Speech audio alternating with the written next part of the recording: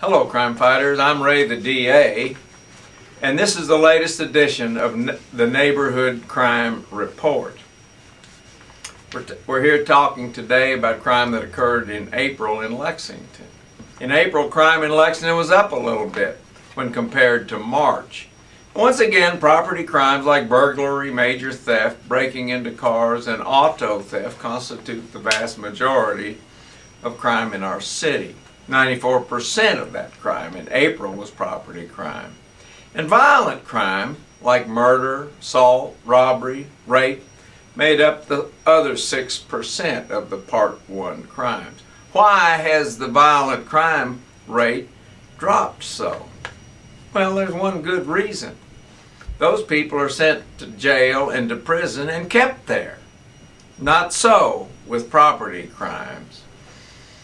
There was one murder that occurred in Lexington during April. There were 9 rapes, 33 robberies, and 22 serious assaults. Guns and knives continue to be the weapons of choice of these violent hoodlums. As for the property crimes, there were 170 burglaries, 726 major thefts occurred. And while we're talking about thefts in Lexington, you ought to know that the value of the property stolen by these thugs in April was valued at $1.4 million. That's million with an M.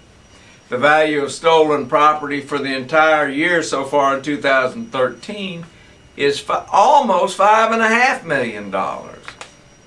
Repeat offenders continue to commit most of these property crimes because our sentencing laws don't seem to think that property criminals should be sent to prison, so they leave them on the streets, and guess what? They do it over and over again.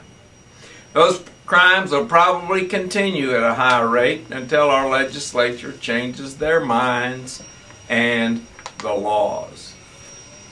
I can't report on crime without mentioning the scary presence of heroin in our town.